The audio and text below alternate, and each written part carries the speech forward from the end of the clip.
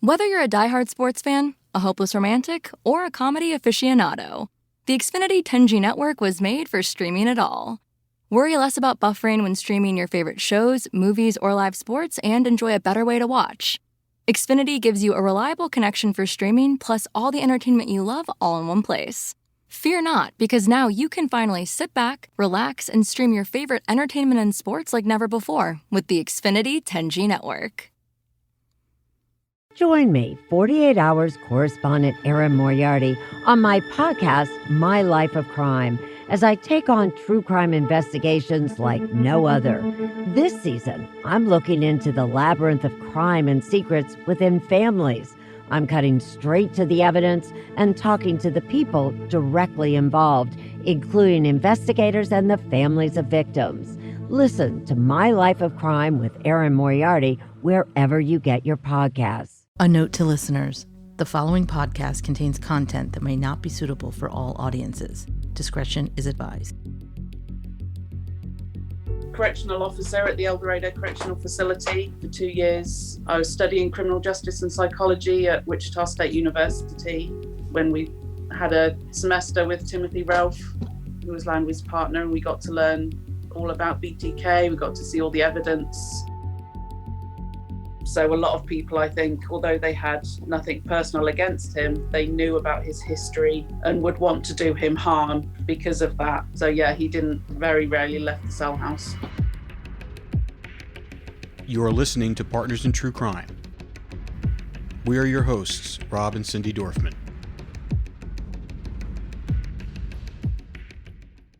Welcome back to The Killing Hour with Doc Bonn. Dennis Rader, BTK, was arrested in 2005 for crimes committed between 1974 and 1991, and he is serving 10 consecutive life sentences in solitary confinement at El Dorado Correctional Facility in Butler County, Kansas. Rader is only allowed to leave his cell for 1 hour per day, 5 days a week, for exercise and showers, and he's not going anywhere soon. He also isn't allowed to speak to reporters or appear on TV, but he is able to send and receive letters. Today we have someone who was allowed to talk with him inside prison. Her name is Jenny Grantham, and she was one of the correctional officers who watched over him for a couple of years at El Dorado Prison. Like Doc Bonn, Jenny had a unique up-close relationship with this horrific killer, as well as other murderers inside the Supermax prison she worked in. We're happy to have her on the podcast to hear her experiences with BTK. So without further ado, it's time to start The Killing Hour with Doc Bonn.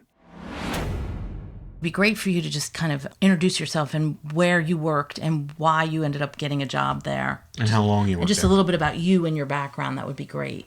I'm Jen. I was a correctional officer at the El Dorado Correctional Facility for 2 years. I was studying criminal justice and psychology at Wichita State University when we had a semester with Timothy Ralph, who was Landry's partner, and we got to learn all about BTK. We got to see all the evidence, and then went on a tour of the El Dorado Correctional Facility as part of one of our classes, and just ended up working there, and was there for about 2 years before I moved on to a minimum facility. How long was it after you got the job that you ended up interacting with BTK?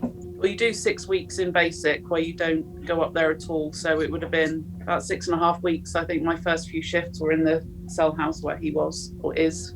Wow. So they just they threw you right into the fire. Oh, yes. There was no ramp up. You've got another officer that you shadow for a couple of weeks, but yeah, you're pretty much in there. How did your shadow officer basically prepare you for that Supermax wing and also BTK, the interaction? He didn't. He just said, we went and we had to do a formal count half an hour into the shift, and I just saw his name on the door. I didn't even know that he was in that cell house until that moment, and I was a little bit taken aback, just because, wow, you don't expect it. You've seen all these names that you don't know on each door, and then you see him after just studying him for a whole semester. And the next thing, he was asking me to sharpen his pencils. He just they were in an envelope. He pushed them under the door, pushed them back, and then the next thing was serving him breakfast and nearly spilling his apple juice on him. It was all kind of surreal, the first meeting with him. I bet. Surreal how, though, for you? Just that you don't expect to come into close contact. It's, like I said, celebrity is the wrong word, but yeah, you just don't expect to come into such close contact. I knew he was in the facility somewhere, but just to come across him and know so much about him, it's like, oh, and in a way, you don't know how to act. Like, well, he's just an inmate, to me. I don't know about anyone else's crimes that's in here. I can't treat them any differently. That instinct just kicks in. Yeah, you're very brave.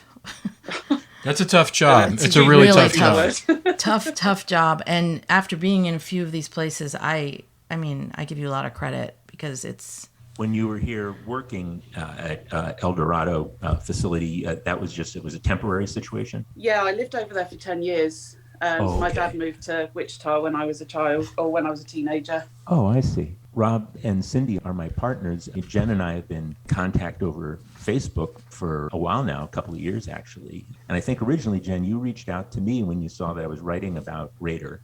And yes. And you said, "Hey, I'm his guard, or I'm his corrections officer."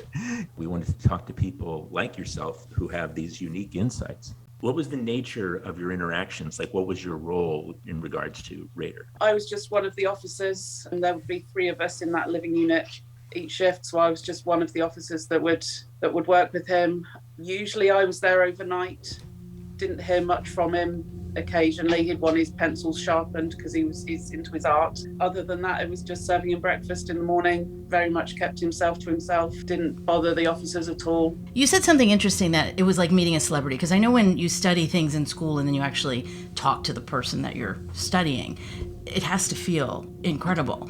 So I want to kind of understand how you got into working at the correctional facility and what your goal was, like career-wise, like what was your path? And then when you actually did meet him, how did that feel? Yeah, no, I was doing criminal justice at college, and we actually got taken on a tour of the facility for one of the classes, and they gave us application forms on the way out. And I thought, well, yeah, why not? I want to get into criminal justice and psychology and that kind of thing. And yeah, this could be an interesting place to work. Didn't know much about him then. I'd heard his name maybe once or twice just from classmates. But yeah, and then you actually get to work there. And to say I did a semester learning about him before I actually met him. So it felt like I knew everything about him already. And celebrity is probably the wrong word, because that's always quite a positive thing.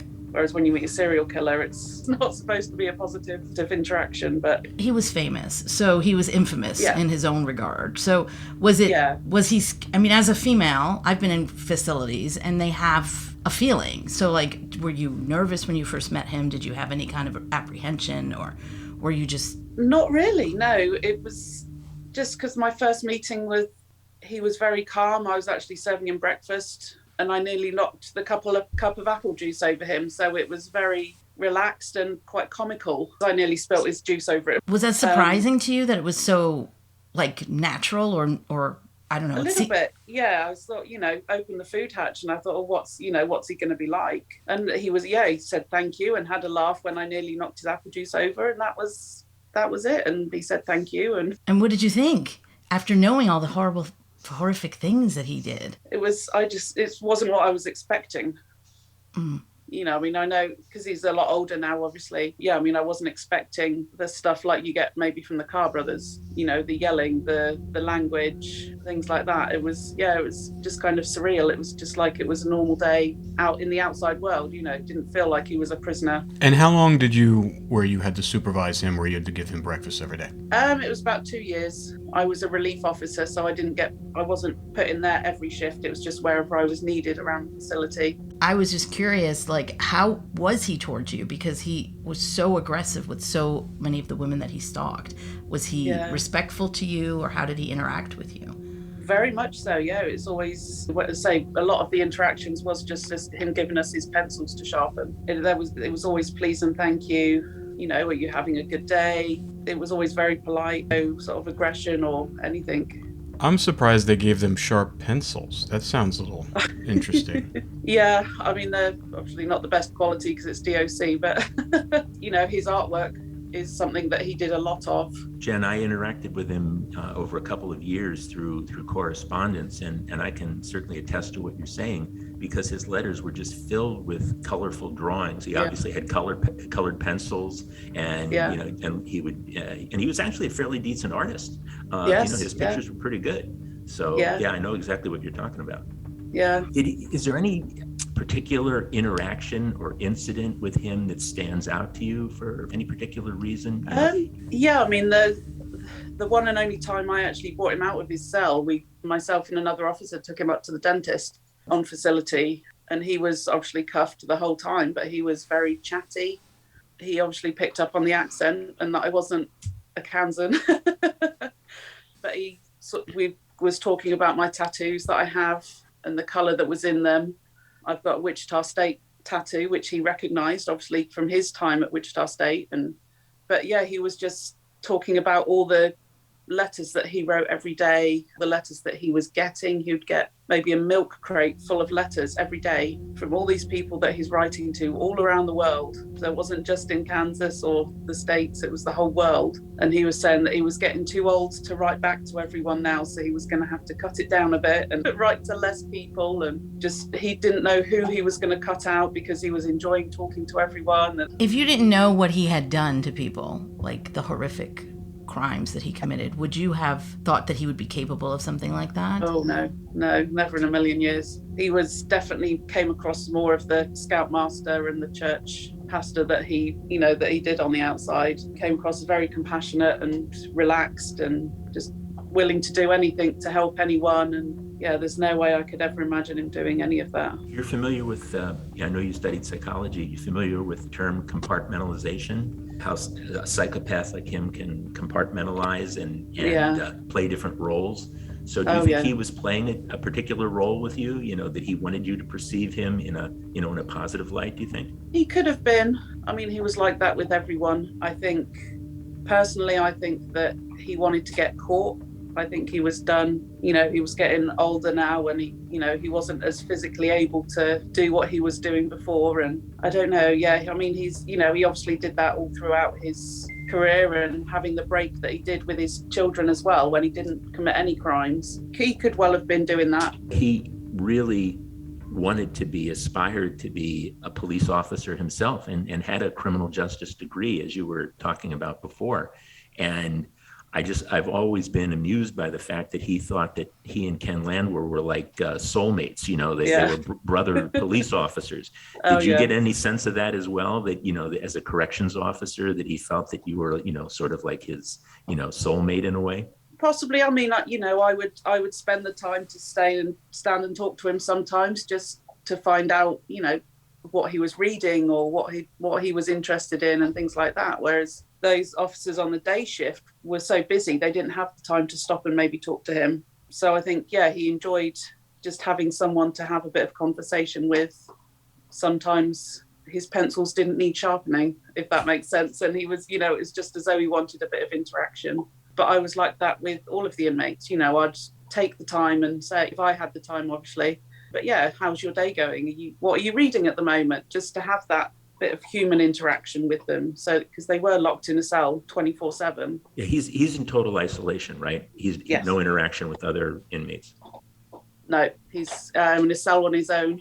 It is a 2-bunk cell, and the whole top bunk is just filled with all his letters and drawings, all his art supplies and everything. There's like a display that he's got up on his top bunk, and because it is a small cell. Describe his accommodations a little bit. I mean, like the size of the cell and what's in there other than that top bunk of his trophies or whatever. Yeah, I mean, obviously you've got a small desk with a chair that's screwed to the floor, a couple of shelves above the desk, just the urinal in the corner with the sink in the top, just standard prison furniture really. And he had his own TV and radio in there that he bought himself. That's interesting. So he bought himself a TV? Yes, they're allowed to. His behaviour was good enough that he was allowed all things like that. Things would get sent in for him as well, things like art supplies. Obviously had to be checked to make sure they didn't have anything else contained within them. But because of his behaviour, and there was never any problems, he was allowed things like that. He would have been in general population had he not had the notoriety that he had.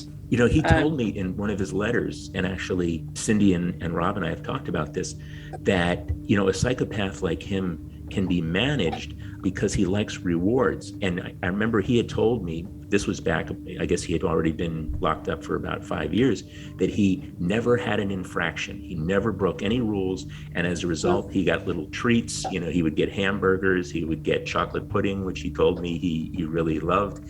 And so did you get a sense of that he loved his rewards? Yeah, I mean, all of them got that. Every Saturday was hamburger day or cheeseburger day. But yeah, he never went out for yard. Never interested in that. Very much liked his isolation. Literally came out for medical appointments and to shower. So he wouldn't even go out to get the air, just to take in some No. air? No. Wow.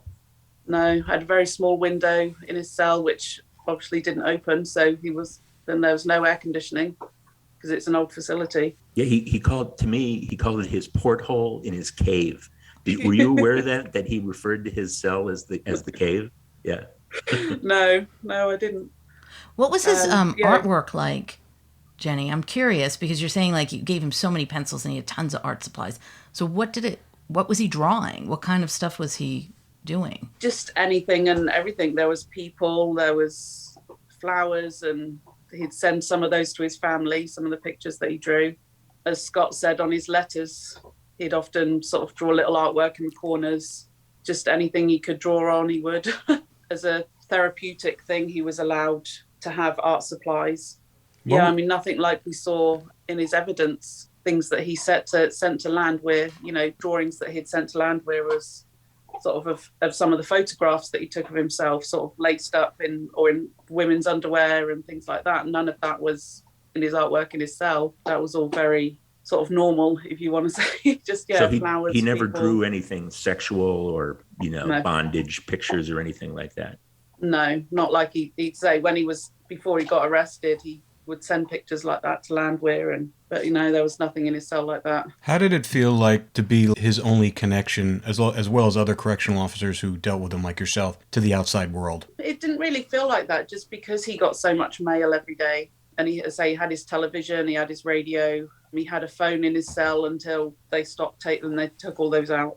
Why did they take that out? They did for everyone because so many were misusing them. They were using it as a way to get contraband into the facility or things like that. So they could come down and use a phone in the day room in the end if they wanted to. What was some of the contraband that, I know when I've met Charles Manson before, I interviewed him, and one of the things they took me into another room, and Charlie was also a really good artist, and he used to make these scorpions out of sock thread and drawings, and the big thing is that he was always trying to get that stuff out to people because people would pay for them. These very wealthy scholars and also some attorneys were like putting money on his books, and a lot of fascination with him. And so did he have anything like that he was trying to get out of the prison, or were people trying to send things to him? That I couldn't tell you. I don't think he was trying to send anything out. That didn't seem in his character that came across to me in the facility, but I don't know if people had tried sending things in. Obviously that's monitored by the mail room, but probably a lot of pictures of scantily clad women and things like that who did have such a fascination with him. But he wasn't one that they ever had an issue with contraband. When they did do cell searches, nothing was ever found, as far as I know, that he wasn't allowed to have.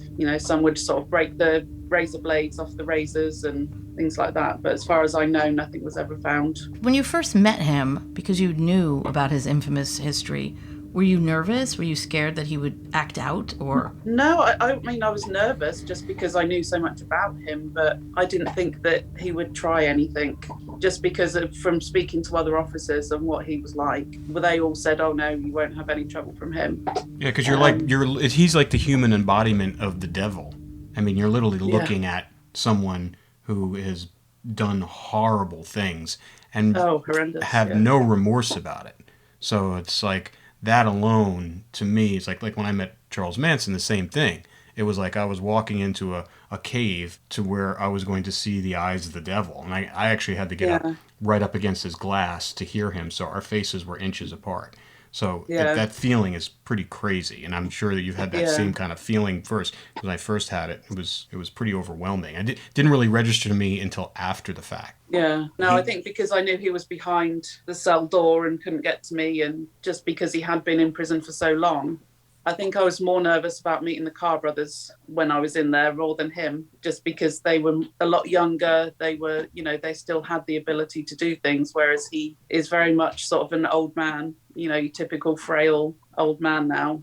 And I didn't get that threat from him. He's 77 years old now, and I have heard that his health is declining and that perhaps he even had a stroke a while back. Do you know? I don't know about the stroke. I mean, there is other stuff going on, which, confidentiality wise, I don't really want to, because it's not public knowledge. But yeah, I mean, when we took him to the dentist, we had to take him in a wheelchair because he couldn't physically walk up that far. And it was maybe a quarter of a mile, if that, up to the clinic. Yeah, he's got a very hunched over, very frail. Yeah, I've heard that he, has really been declining in recent years. I've been told, and actually Rader told me in our correspondence, that his son Brian is the one family member who does come to see him.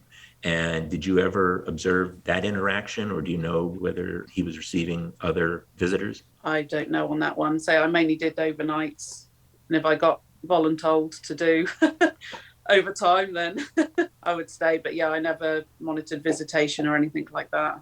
In the cell house that he was in, they had 2 separate secure rooms that they would do video visitation in.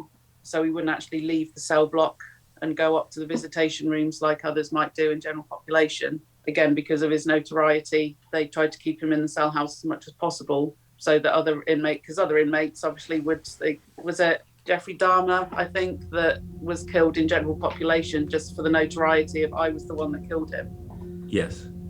So a lot of people, I think, although they had nothing personal against him, they knew about his history and would want to do him harm because of that. So yeah, he very rarely left the cell house. Yeah, I was told, or have been told, that because one of his first victims, Josephine Otero, was actually an 11-year-old girl, that the other inmates talk about him and refer to him as baby killer. So I can't imagine, or I should say, I can only imagine what would happen to him if he actually was in general population. Well, it was 2 children, wasn't it, in the first one? It wasn't just Josephine, it was her younger brother as well. That's right. Oh, that's right. But that was his only one ever with children. But yeah, they really didn't like any crimes against children in any prison, really, not just there. But I mean, those notorious figures definitely have a target on their back. And, because when they do like the Dahmer situation, Whitey Bulger was killed as soon as they put him in general pop. So yeah, they definitely put a target in the back.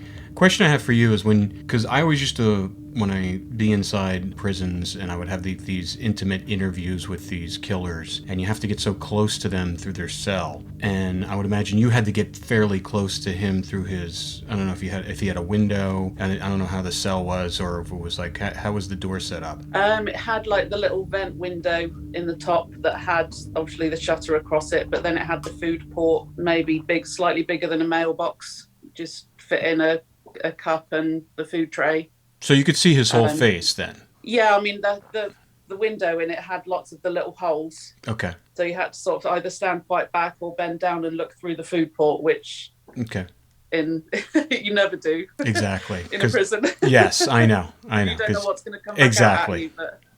But So my question is that I used to kind of really look into their eyes to see what I can see. What did you see in Dennis Rader's eyes when you saw his eyes? Just that he was done.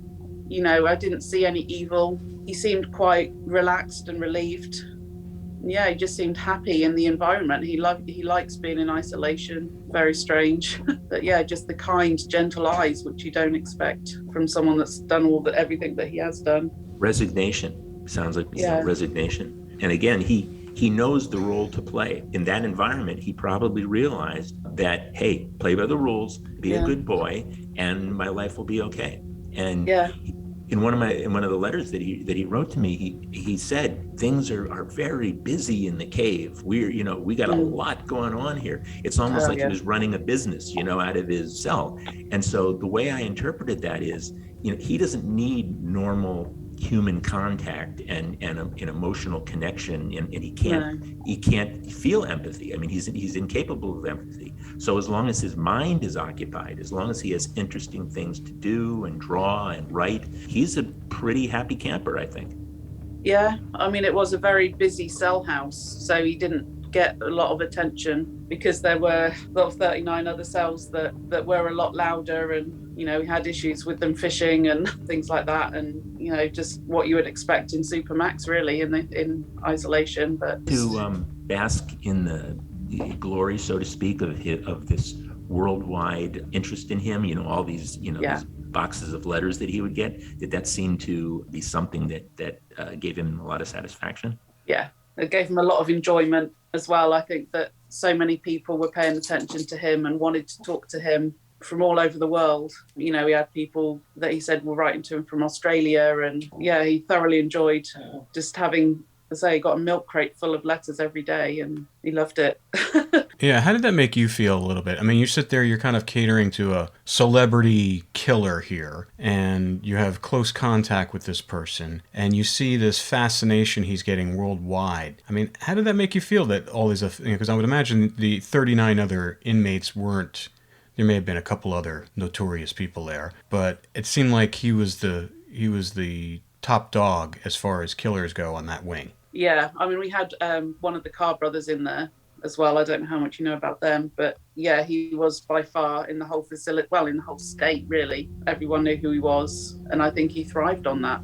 Yeah, he seemed very proud that all these people were contacting him and wanted to talk to him, and yeah, he just thrived on the attention. Did you ever contact him after you left being a correctional officer? No, I just thought that's playing into him, plus as an officer, that would have been crossing that border, crossing that line. But no, I learned far more about him than I ever wanted to in the class. And yeah, just the way he was doing everything when he was killing, putting things in the newspaper, and he wanted everyone to know who he was, and now he's got that. It kind of leaves you feeling unsettled because he did get what he wanted, but people lost their lives in that process.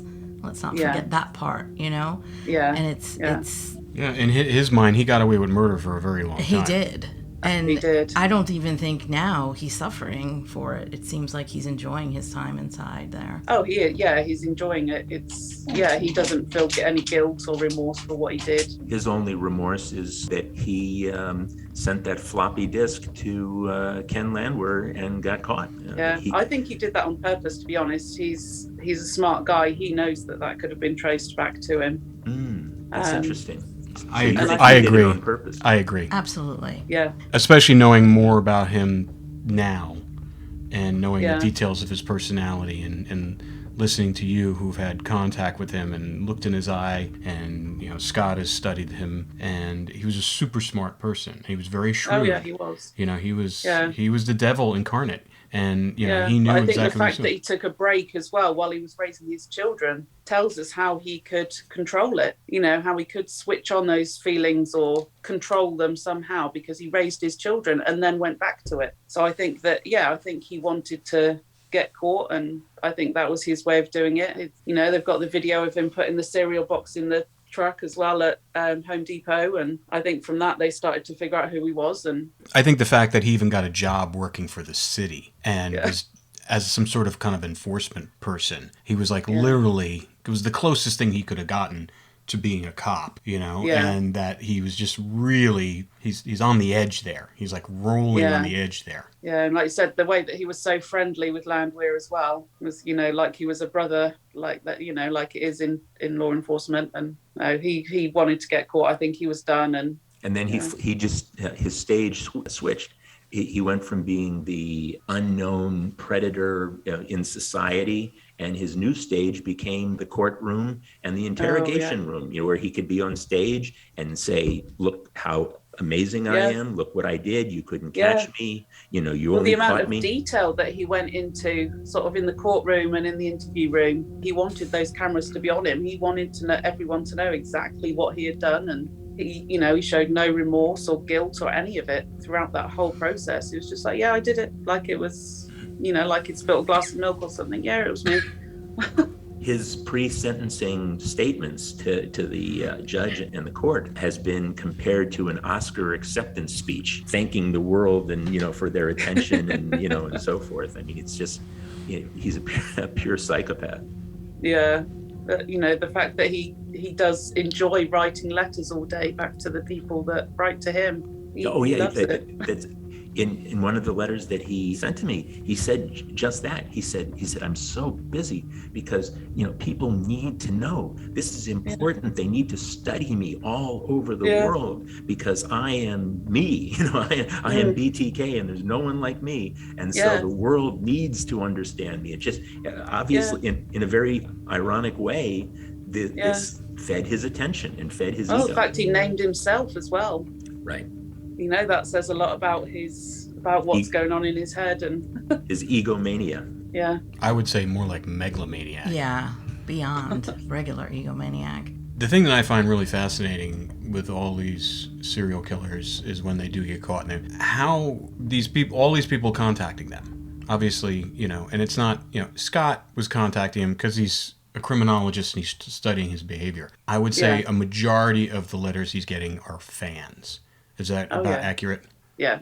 Just wanting to know everything about him, his life, and that I don't understand. That's so disturbing on such a level I can't even wrap my mind around it. When you were looking in his eyes, and I've had this experience with Gary Ridgway where we're talking to him and you can feel how charismatic some of these people are. Did you feel that he was a charismatic person, that it would have been easy for him to have lured someone into his web? That's part of his MO. Yeah, just his personality came across as very trusting and caring.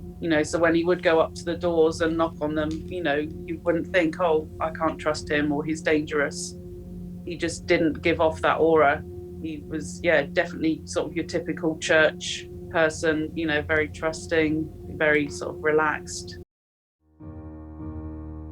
Inspired by the life of the savvy and ambitious Colombian businesswoman Griselda Blanco comes a new Netflix original limited series. Griselda tells the story of a devoted mother who, with her lethal blend of charm and relentless savagery, creates one of the most powerful cartels in history. Witness Sofia Vergara's captivating transformation into the godmother of the underworld. Griselda, streaming January 25th, only on Netflix.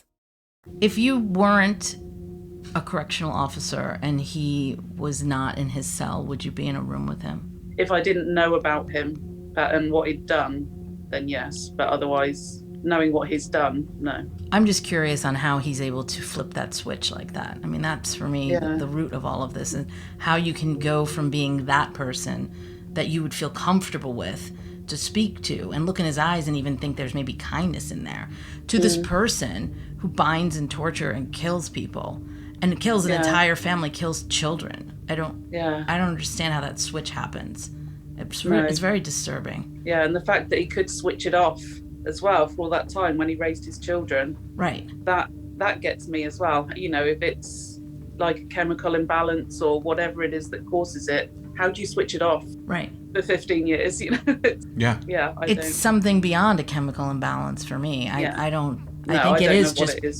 It's just such a cold, competent in his own coldness, and he was so predictable in his behavior, and he was practical. It was this cold practicality he had, whereas he would just be so cold. But he also knew that, all right, well, I can't do this here. I got to do this. Like Scott has told us before, he would show up without his kit, and then he had to improvise with things. Yeah. And or he'd watch them for a couple of times, a couple of weeks before he actually made a move. Yeah. But the fact that he would sort of dress himself in the underwear and things of some of his victims and take the pictures, and it's not just about the killing, it's about something else as well. The ritualistic aspect of it. Yeah. We've seen that a few times with several of them. He'd keep something from every person as well, whether it was a driving license or he kept the watch from Joseph Otero, and he'd keep something from each person. Trophies, so that he could relive these terrible crimes. What we're talking about here is ability to flip that switch. Is he actually had a word for it? He called it cubing. And it was his ability, imagine a photographic cube that has a different picture on each side. And so when he was in that life frame on that one side of the cube, the other sides were not apparent to him. And so for him, there was just no contradiction. I'm in BTK mode now. I'm in torture and kill mode. Flip the cube. Now I'm in daddy mode. Flip the cube again. Now I'm in work mode. I'm the compliance officer.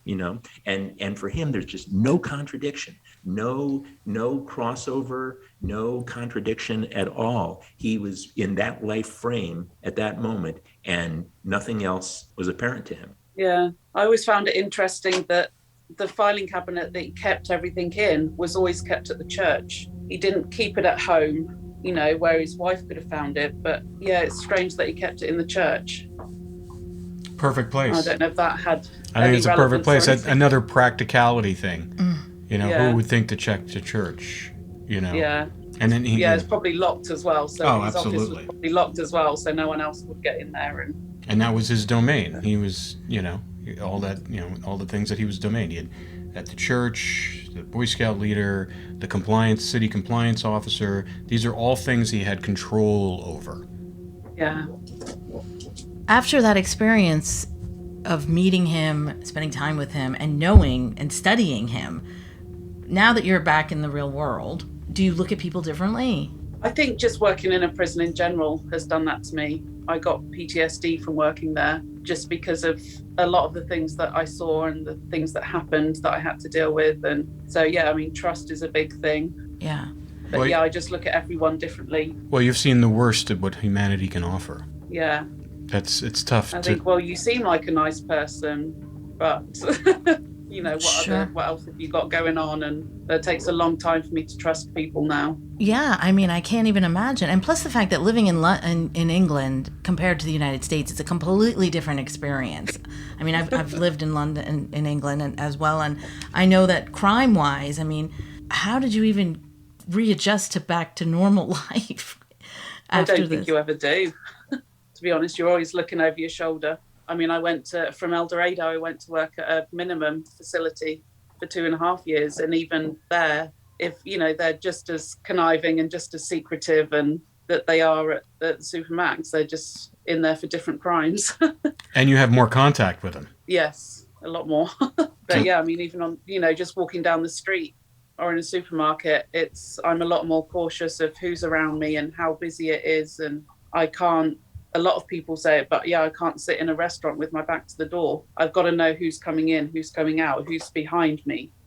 And that's just working in prison in general does that to you. That loss of illusion of safety is gone. Yes, very much so. What are you doing now? I'm actually an ambulance care assistant now. Oh, no. So a little bit, still deal with a lot of mental health patients, but more on the helping side now than correctional. Yeah. You're no longer a keeper, you're a healer. Yes, hopefully.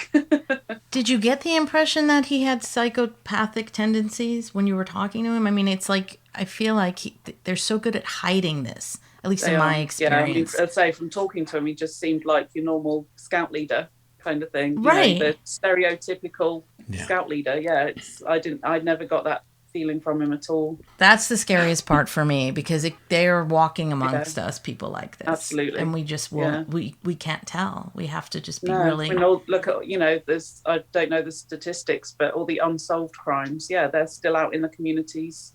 Just in the U.S., there's over 600,000 missing person cases a year. Wow.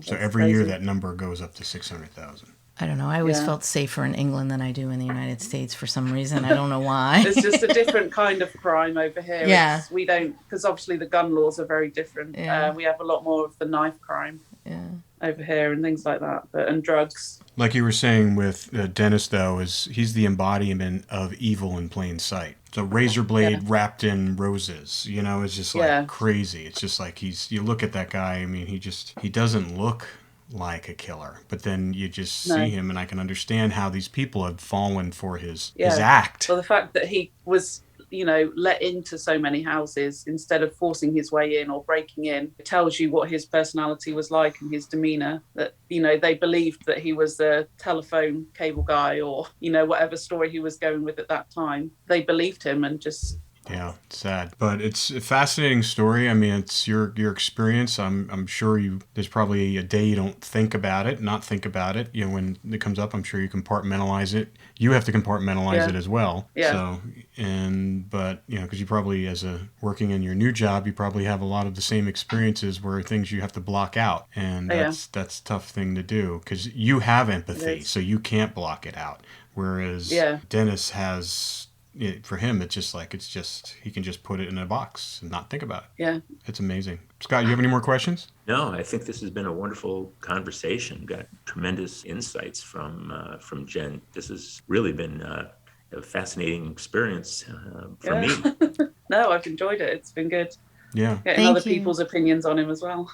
Thank you so much. If there's anything else you can think of, because a lot of times when we have these conversations with people and they haven't spoken to these people at all in a long time and really have not tapped into that part of their brain, if anything comes up that you find that we would love to hear, don't feel free to just, you have everybody's email now and you can just reach out and we would love to hear it because it's not just this whole series of podcasts BTK is just one aspect of it, but we're going to be because Cindy and I both have a lot of experience with serial killers. Scott obviously has a lot as well, and he's studied them in a different way, and more of in his background is more of analysis. Ours more kind of like we look at it from kind of regular people who don't understand how this has happened, but have been looking at it for such a long time. So if anything comes up, feel free to contact us. Oh, absolutely. So nice to meet you. Thanks, you. Thank you, Jen.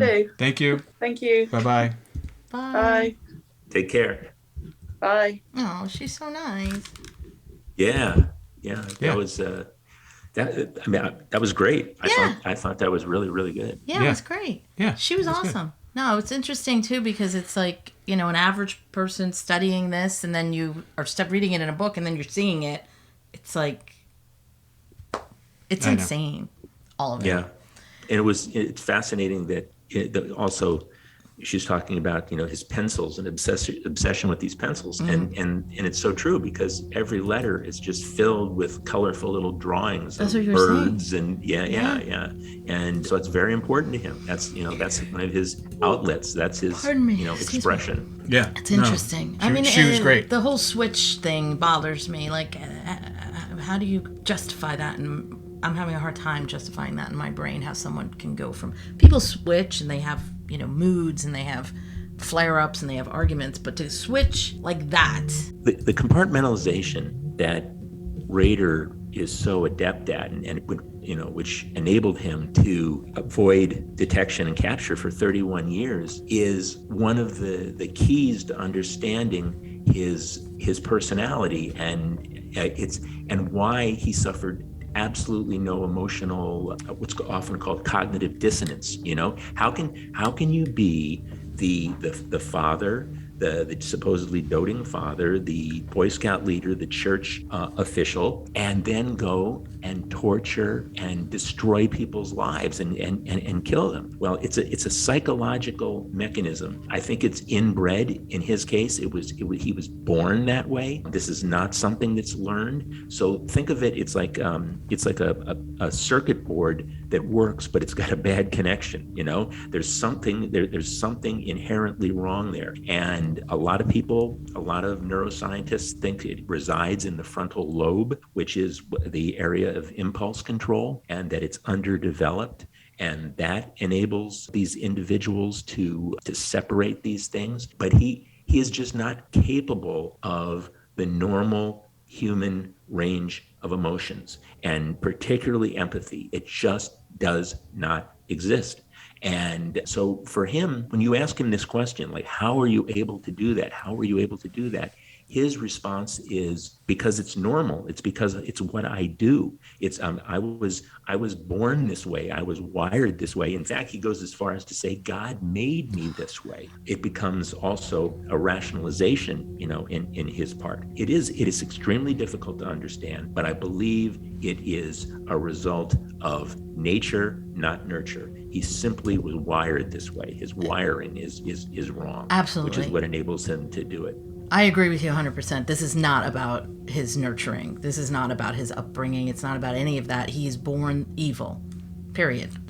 Is wiring, to me, as an empath, someone that can feel everybody's emotions all the time. I can't even wrap my brain around the fact that he can't feel any of them. Yeah, it's like absolutely. something's missing, like there's a piece of his brain missing. Well, there is. The wiring is wrong, and neuroscientists have mapped the brains, the connectivity and the brain activity of a normal human being and a Dennis Rader, and it's different. It just processes stimuli. He processes information differently than a normal human brain, and it's what enables him to do this so effectively.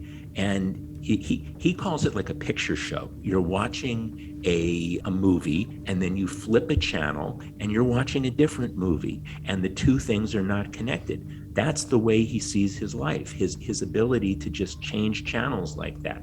And you can torture, you can kill, and then immediately flip the channel, and now you're doting daddy, and you're taking your son to play softball or whatever, and there's no contradiction there. He sees absolutely no dissonance, no contradiction whatsoever. And if you visualize it the way he sees it, he came up with this word called cubing, and it refers to his brand of compartmentalization. But if you think about the visual of it, it makes a lot of sense. You've got a different picture on each side of that cube, like a photographic cube. And when you're looking at one side of it, you can't see anything else. So if you're in BTK killer mode, you can't see daddy's side, the compliance officer side, the Lutheran Church president's side, the Boy Scout leader's side. They're all different life frames. And to him, there's no overlap whatsoever. When you're all your writings to him, because a lot of these serial killers, they have heroes. They have people they look up to. Who were Dennis Rader's heroes? Excellent question. He was truly a student of the game. He studied serial killers from the past, and he was jealous of serial killers from the past. So he picked up things from particularly David Berkowitz was the one that he mentioned the most. Although he liked the brand name Boston Strangler too. He really liked that. He probably identified with that because he himself was a strangler, and he craved that name that would last in infamy, which he is hoped that BTK would do. But I would say probably in our correspondence, he would refer to Berkowitz more than any other. And he really resented the amount of attention that the Son of Sam got. He craved that. And which is why he even created his own little symbol, his own little BTK signature to compete with the Son of Sam cult design that Berkowitz put on some of his letters.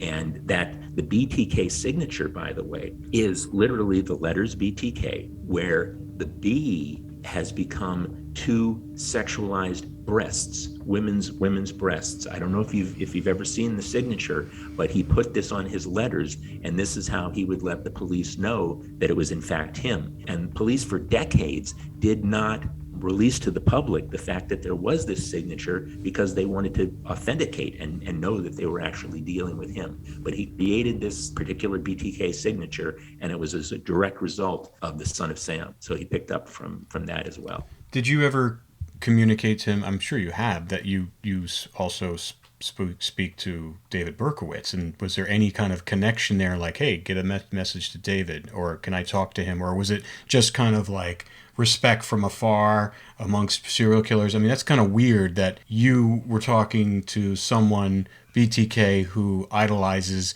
someone else that you're studying as well. In his psychopathic way, and I think that it probably bothered him, in fact, that I was in correspondence with Berkowitz. He turned it around then and belittled Berkowitz as if to say, he's nothing. He was a shooter. He used a gun. He wouldn't get up close and personal. Real men strangle. Real men have tactile gratification and touch skin to skin. So he literally belittled him to me. And I think the reason that he did it was out of resentment and in ego. fact, jealousy. Ego, yeah, jealousy. The fact that I was corresponding with Berkowitz as well. He wanted to be the only one. He wanted to be the only playmate that I had of the serial killer variety, and so it's pretty typical actually when you think about his response. It sounds very childlike. It is childlike. That's the thing. It's like, are these brains just not developed into adults, or are they born this way with a piece missing? Like, what exactly is it? It seems to me like a lot of his actions and a lot of his behavior is like a child. Like, if you discipline a child is happy. If you let a child go wild and not have any discipline, child is unhappy and unruly. So this person was very meticulous and very practical, and also liked to have order and to control his environment, but also seems to have this thing where he likes to be controlled in a controlled environment and given rewards like a child. Like, if you do good, here, we'll give you a TV. If you do good, we'll give you, pudding. A cupcake or candy or whatnot. Chocolate pudding. Yeah, it's very strange to me. Is that stunted development? I'm just curious. Has anyone ever talked about possibly doing a scan of his brain in research at all, or is it possible that we could do something like that, because you are researching him and have been doing so for so long? I just think it's important for us as a society to understand how this develops and how we can stop it from happening in the future. No one should have to endure what this man has put people through. Absolutely. And a couple of thoughts there. One, consistent with his narcissism, the malignant narcissism. There's narcissism, which is just self-obsession and grandiosity, etc. And then there's malignant narcissism, which is there is a nasty, evil side to it, where they can't take criticism and they can't take any sort of commentary that they're doing anything wrong. And it even manifests itself into torturing behavior and wanting to hurt people. That's real malignant narcissism. And so I think that, the mere fact that, I'm saying here, I need to learn from David Berkowitz as well, is like a criticism of him, that he's not good enough. I need to go to another source. And that just, in his malignant narcissism, that just really riled him. So I think that's what we're dealing with there. And in terms of like the brain mapping and stuff that you're talking about, they looked at John Wayne Gacy's brain after he died, the killer clown, and they were looking for that sort of thing, because he had supposedly some blunt brain trauma when he was young. When the pathologist looked at his brain, they didn't find anything. They really didn't find anything unusual. The thing with Rader is now, because he's in such decline, I'm not even sure, if they looked at his brain now, what they would find, because he's slipping. He's really slipping now. So yeah, well, the ones that we were referring to that have been done were done on people still alive, and there were correlations. When Gary Ridgway, when we were going to have, because the niece was very concerned because she just had a young family, and she was concerned that part would have passed on in the generation, and maybe not in her, but maybe in one of her kids, because sometimes that gene kind of skips. So we actually looked into getting her brain mapped and Gary's brain scanned as well, to see if there's any kind of similarities, because she was definitely afraid that maybe somebody else in her family that's going to happen to. Do you know anyone named Dr. Dietz? Was his name Dr. Dietz? I can't remember. Dr. Dietz. He was here in California. He's in California. Anyway, he's someone interesting, but he does a lot of this mapping. I'm curious. Well, the interesting thing, remember I would like to ask him. Yeah, we can kind of contact him, but with the reason he found out, he was doing the study on it, and then he had his brain scanned as just kind of a baseline test, and he discovered his brain matched up with serial killers. And, oh my God. Yes, and then he started talking to his mother, and apparently a generation before his mother, there was a killer in their family. It was like her uncle or grandfather, or someone, a blood relative that was a killer, a multiple killer. So you thought so he was actually doing the study and found that he had that thing in his brain. It'll be interesting to speak to his children. I always find that fascinating, speaking to the family members of people that kill like this, because absolutely, it's fascinating to me. I just, what really disturbs me is that this evil is amongst us and we don't really know it. That you can't really protect yourself from it because it comes in so many different forms. The other question I had is the fact that he was so involved in his church, and I don't know if you've probably had these conversations with him. Does he believe in God? Oh, absolutely. He's devout Lutheran, believes very much in God.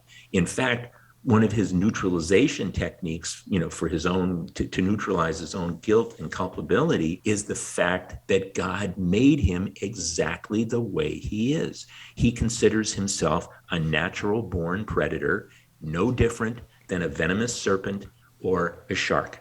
And in fact, this shows how his psychopathic mind works. His letters are frequently signed with his name, Dennis, but Dennis is drawn in the shape of a shark with huge teeth. Okay, so it's like his trademark. It's literally like a logo that he's created for himself. So he visualizes himself, he imagines himself as one of the great predators of nature, and that is a shark.